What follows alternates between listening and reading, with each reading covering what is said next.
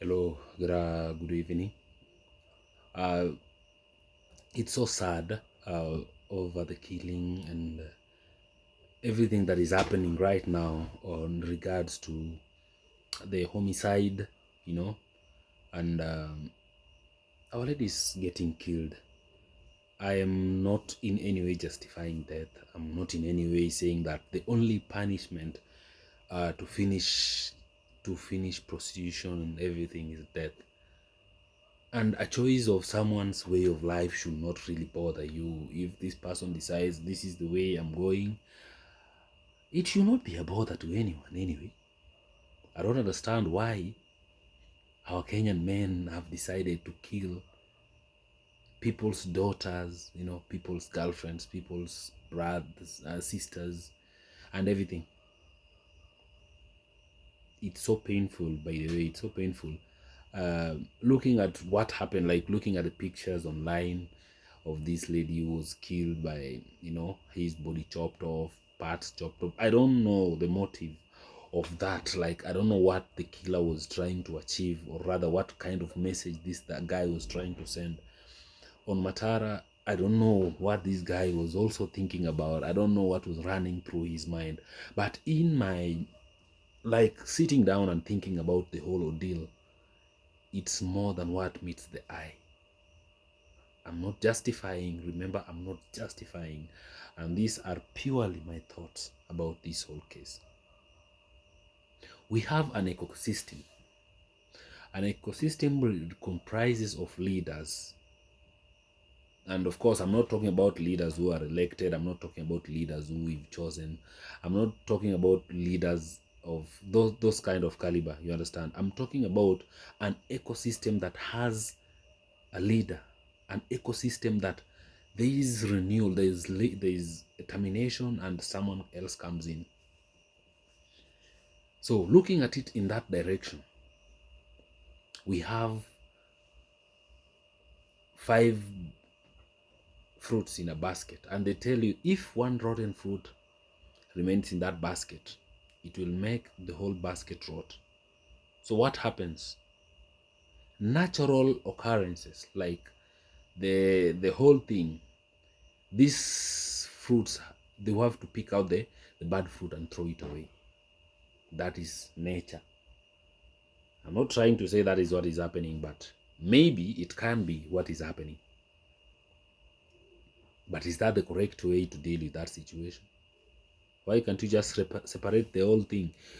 Take the good fruits, put it somewhere, take the other fruit, put it somewhere, then let the others go, and the bad one, try to salvage it. If you can't salvage it, throw it away. But eliminating it, in regards to human being, that's too bad. That's way too bad. So now, people are talking. Men are happy. There are those who are celebrating, yeah, they deserve it. There are those who are saying everything and everything. But I want to understand this. That guy who is celebrating a lady has been killed, that man who is trying to say they deserve it, this is someone who is a victim. This is someone who has been hurt. This is someone who has been played. And it's the smallest details. You ate my fare. You played me. You said I'm broke. You said I'm not romantic. You comparing me to other people, saying that Kenyan men are not good. I want a Nigerian guy. That kind of talk. So it's a problem. That's what these people were celebrating. These are the people. And the more you hurt, the more you eat their fare, the more you call them broke, the more you call them stingy, the more you call them unromantic, the more you call them all those kind of names. This thing builds up pressure. And there's that one guy who's seated somewhere watching everything. He'll get mad and say, I have to put this to an end. These ladies who are calling us blah blah, all those things, I want to finish that woman. This guy will go online, create a platform, maybe on Tinder, Facebook, Instagram, inbox a lady, treat her, do everything. Like, just give her the treat. In his mind, he's like, this guy is this girl is into prostitution. So he like, yes, I have to make her learn a lesson. Then what happens? He lures this girl, very innocent lady, who thinks that this guy is out to give him a good treat, like empathia form and something like that. Then he ends up killing her. Why? Because the lady is into the business and the girl is not into the business. It's a norm. We find like there are people who are outside there are people who are online to make friends, there are people who are online to just have someone to chat with. These kids are taken advantage of, then they are lured into a trap and they're killed. So it's a bigger conversation. It's a problem we all have to accept and try and salvage ourselves from that situation. One, ladies should stop eating fare ya wanaume. Ladies should stop looking down on men, saying that they're not worth. Rather, you are a Kenyan lady telling you are not romantic, you're stingy and everything. And remember, you are in Kenya, you have to build a home for yourself. You have to like, maybe you have to start a family. You have to do all those things. Maybe you don't have tall relatives, you don't have money to do that. So you just have to hustle your way out of the situation. And then there's this lady here saying that, hey, I want you to send me 100,000, and you just earning maybe 80,000. Now you have to take a loan, you have to buy a car, because ladies are like, I cannot date a guy who doesn't have a car. And there's this foreigner who comes into Kenya to just spend his money and relax. So you meet them, they give you the perception that maybe the Kenyan men are stingy. They are not stingy. These are people, these are men who are trying to make a future for themselves. These are guys who are trying to like build a nation. These are guys who are trying to raise families. These are guys who are trying to better themselves. I have to pay my school fees. I have to pay rent. I have to pay for electricity. I have to pay for water. I have to pay for my food. I have to buy myself clothes. I have to buy myself like lotions and spray and everything. Then you are there too. You want me to do it for you? Yes, it's a responsibility of a man to provide. But there are some things, there are some stages whereby there is understanding. The fact that nimekuja kukatia does not mean I want to be your father and give you everything. No. I condemn with strongest terms possible the killing of young ladies. I condemn it with the strongest words. It's not the right thing. Guys, it's not the right thing. These innocent ladies don't deserve that. They don't deserve those gruesome murders and deaths. We don't need to be opening news to hearing stories of a young lady who has been killed, a young lady has been dumped and stuff. No. Airbnb is not a problem. The solution we need is respect. Let's respect men.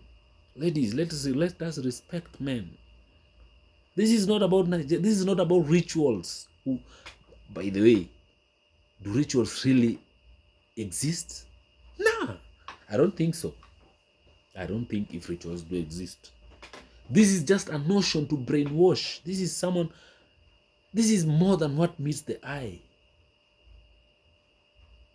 Let us not normalize killing. Let us not use rituals as an excuse, because if really rituals were making money, Kenyans will be so rich, damn rich. Why does it have to be a Nigerian? Everyone is saying Nigeria, Nigeria. Why does it have to be a Nigerian who's doing the rituals, not a Kenyan? What makes us different? We are both Africans. So for me, rituals is out of the box. This is more of a revenge. Men are retaliating. Men want their position. What do? They end up killing innocent people. We have high-end celebrities who are not doing anything. There are ladies who just go online, take good pictures, post them. I don't know, they are hooked up for hookups, international hookups. They go to Dubai, they go to top countries to just have fun. And there's that girl in the university who's like, for me, I don't think if education is going to get me out of this. So they want to live that kind of life. So they'll be running up and down to just be hooked up to anyone. What happens to that poor young man in Kenya? I have my girlfriend. I'll have her so much. I'm working and my salary is not enough for both of us. Then all of a sudden she's like, babe, I want to go out. I want to drink Hennessy. Hennessy maybe will cost you maybe 15,000. She wants that. And there's this guy who comes there and like, hey babe, I want to buy you this. Come on, make her buy you one. She goes there, she's given everything she wants, even a car. She'll dump you. So where is this guy who was dumped? Nobody's looking for him. Nobody's talking about him. This guy will get his way around and go and find a way to finish this lady. Why? Simply because he was dumped and a rich guy took. So the focus is not going to be on who killed. The focus is who was with her. Who was with her?